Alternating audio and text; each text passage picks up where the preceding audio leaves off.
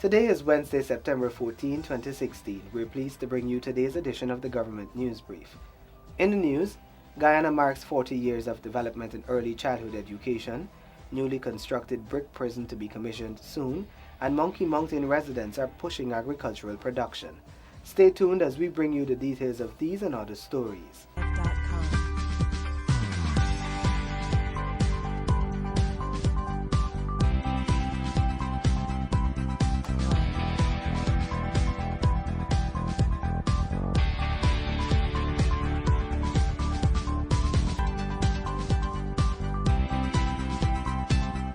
Thank you for staying with us. I am Azim Khan. Here now are the details. As Guyana marks 40 years of development in early childhood education, there is much to celebrate. Here is why in this report. Traditionally, nursery schools were on the bottom houses. Now we have beautiful structures. We are not exactly where we want to be, but we're getting there. We have several schools built at to CARICOM standards, and we have schools that have ramps. We have schools that have mirrors that encourage instruction and supervision from our head teachers. We have schools built with child-friendly furniture, screens that are appropriate for the children's height. We have materials that are age and grade appropriate. That was early childhood nursery specialist Dana White speaking on the long list of advancements in nursery education in Guyana. White, who said that nursery education has come a long way, also admits that there is room for improvement. The nursery sector is not perfect, and there are many things that we're working on that we want to improve on. And one good example would be to ensure that each school has a ramp so that there's access for children who may need that particular means. We're also hoping that we can have schools that are larger so that we can have enough space for each children, because some schools are overcrowded. Not many, of course. In the hinterland areas, we hope to have schools built, new and schools built, so that we can have children who are living in particular regions that are difficult to get to schools far away from them can have easy access to those areas. The Ministry of Education, as part of Education Month, Observances is currently marking 40 years of development in early childhood or nursery education with a number of events and activities. For this Government News Brief, Shivani Rampasad reporting. A lot of focus is being paid to human resource development to aid in the reduction of infant mortality and morbidity rates. Delisa Haynes has this report. A number of healthcare professionals are currently being trained in the field of pediatrics. The aim is to reduce infant mortality and morbidity rates. Head of Pediatric Department of the Georgetown Public Hospital Corporation, GPHC, Dr. Clive Bowman explains. In 2011, residency training was started in Guyana, and to date, 10 pediatricians have been trained through a residency program. We also have 9 residents who are currently in training. We recognize that we cannot train doctors and don't have trained nurses. So in 2013, again, through the initiative of the Guyana Help the Kids, Dr. Narendra Singh, and the nationwide children's hospital, we started our neonatal intensive care training. Trained nurses who are specially equipped to care for very sick newborn babies. And to date, 36 nurses have completed that training, and there are another 25 who are currently in training. The training that the doctors and nurses are undergoing will allow them to benefit from further subspecialty training. A division of neonatology will also be set up, utilizing trained doctors in pediatrics. Dr. Bowman says, the objective of these collaborations is to ensure that we can provide top quality care to pediatric patients in Guyana. And this involves training, improvement in the physical structure, and provision of equipment.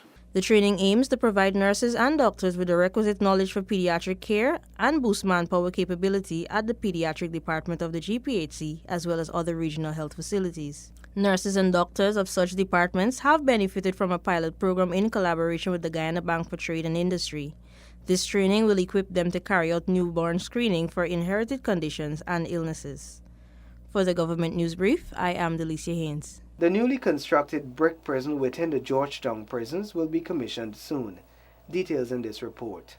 Following the findings of the Commission of Inquiry into the prison break on March 3, a decision was made to construct a brick block for holding violent prisoners. Minister of Public Security Cameron Ramjatan gives an update. Brick block is completed with the exception of the doors. The doors had a huge problem, the locking system. Minister Ramjatan says the new facility was constructed at a cost of over $50 million and is not yet in use because of security concerns. The minister explains. I didn't want to risk putting any of the hardcore prisoners, because it was hardcore prisoners that were supposed to go there, into that brick prison. The facility is likely to be commissioned when the security systems are put in place, as the minister explains. The contractor and the PS were speaking about two months ago, and he said that he will finish it in due time because we have to get back some of the locking system, apparatus and paraphernalia from overseas. At what cost that? Oh, that will be, I think, it's millions, tens of millions of dollars. The brick prison is being built in the compound of the Camp Street prison and should be completed by the end of July, according to Minister Ramjatan, who yesterday said it will house approximately 325 high-profile prisoners. The Public Infrastructure Ministry continues to have road safety high on its agenda. There are plans to light all dark streets. Renetta LaFleur tells us more. The Ministry's Traffic and Safety Maintenance Department has plans on the way to continue the installation of streetlights in critical areas of Berbice. Senior Projects Engineer Kester Hines explains. We're exploring two sections on the quarantine. I wouldn't want to say that we're going to be installing those lights this year, but we're exploring to get those lights installed this year. That's one section of road which is known to many persons in the quarantine area, or this area as being dangerous.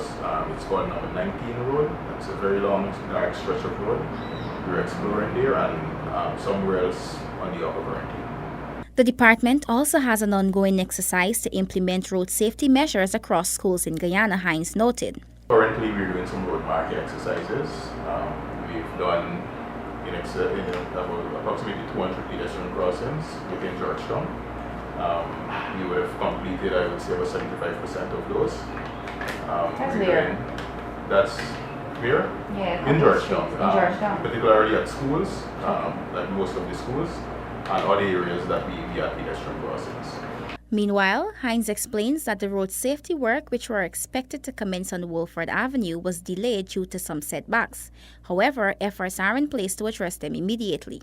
We have proposed the Wolford Avenue sidewalk, which we were expecting to get commenced within the school break. But we're still awaiting the necessary approvals as it regards to award of that contract. So it is anticipated that we should be able to commence that in a month's time. The projects will utilize funds from the Ministry of Public Infrastructure's 2016 budget. Renetta LaFleur for the Government News Brief. Residents of the indigenous village of Monkey Mountain are pushing paddy production. Find out more in this report.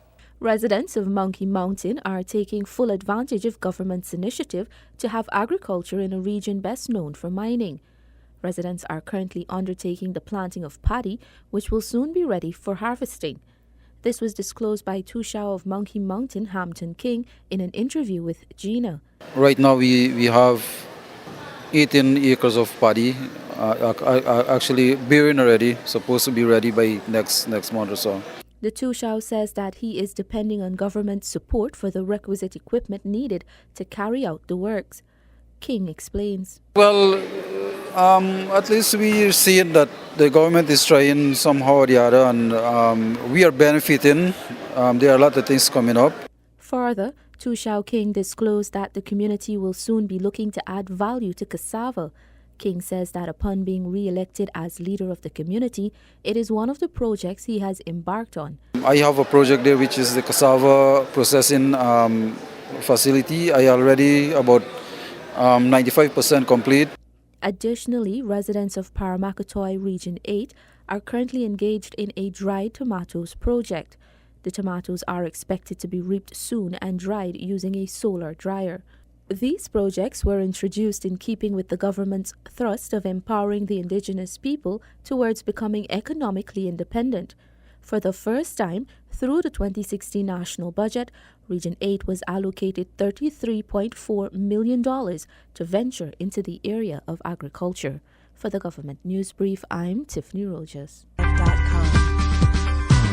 We have come to the end of today's edition of the Government News Brief. The details of these and other stories can be found on GINA's website. GINA has an active Facebook page, and we encourage you to visit and like us so you can be informed as the news unfolds. Remember to join us again tomorrow when the Government Information Agency brings you another edition of the Government News Brief. Thank you for watching.